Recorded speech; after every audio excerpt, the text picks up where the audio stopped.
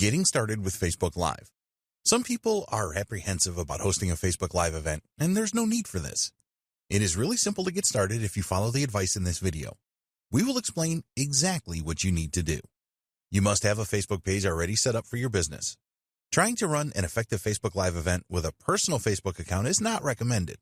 There are several advantages to having a free Facebook page, so if you don't have one yet, then create this first. You need the right equipment. While it is certainly possible to use your smartphone or tablet to host your Facebook Live event, there are better ways to do it. Modern mobile devices do have high-quality video recorders, but the microphones often leave a lot to be desired.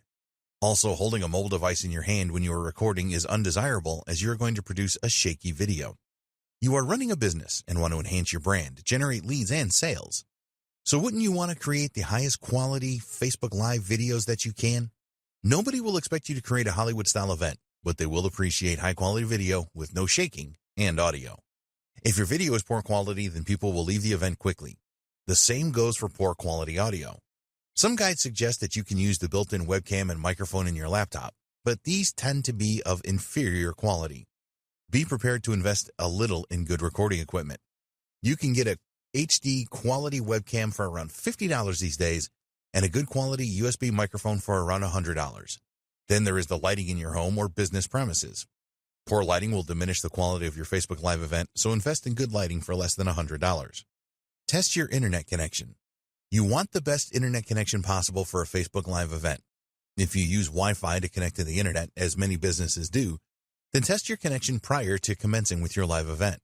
If other people share your internet connection, then it is a good idea to ask them to refrain from downloads or any other bandwidth-intense activities while you are using Facebook Live. You can use a booster for your Wi-Fi network to boost a signal to where you are located if this is necessary. The last thing that you want to happen during your event is to lose your internet connection.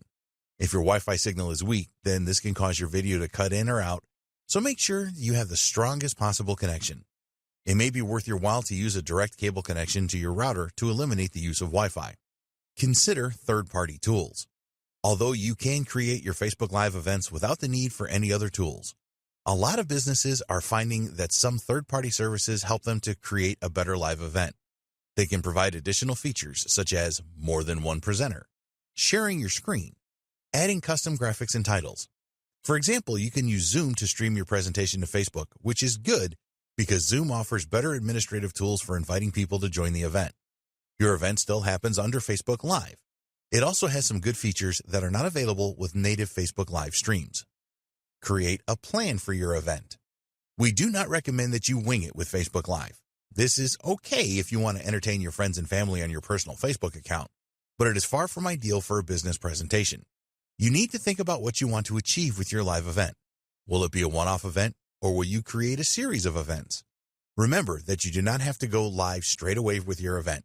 You can use the scheduling feature to set up your Facebook Live event up to 7 days in advance. By scheduling your event for later, you will have the time to create a test event using the Facebook Live Producer feature. If you have never hosted a live event online before, then we strongly recommend that you take advantage of this feature. Give thought to the flow of your event presentation. Plan what you are going to say and do throughout the event. If you plan to invite guests to your event, then write an introduction script for this. You don't need to create a full script for your event if you don't want to.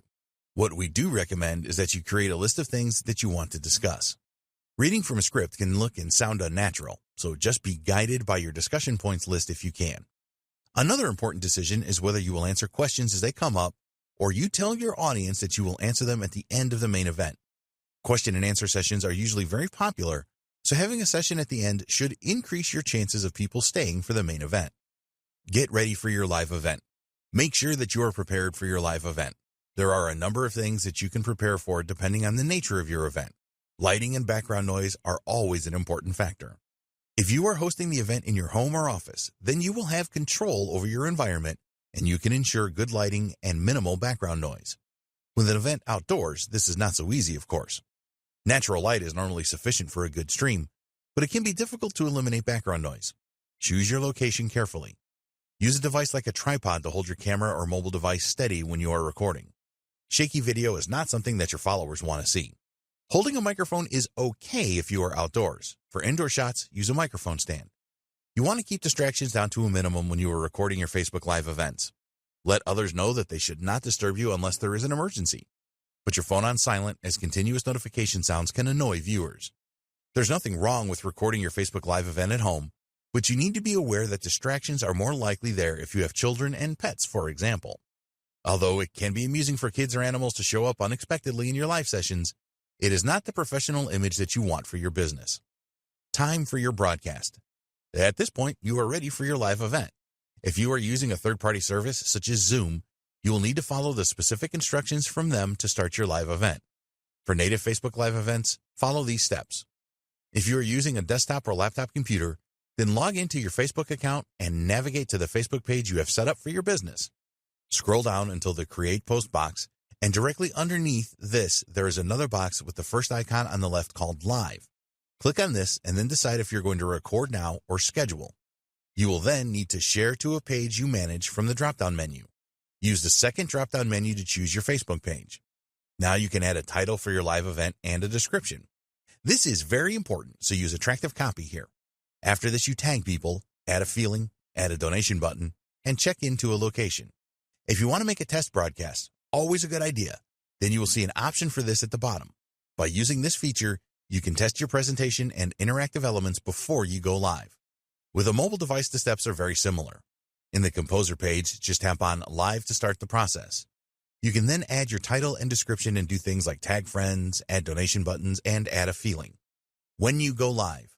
When you first start your Facebook Live event, you need to give your audience a small amount of time to join the event before you begin. Don't make this too long, or those that have already joined will become agitated. As people join your event, be sure to welcome them and say hello. Start the interaction here by asking people for their locations. You can also ask them what they want to achieve by attending your event. Look for the best comments from those that have joined your event and pin them so that they appear at the top of the comments box.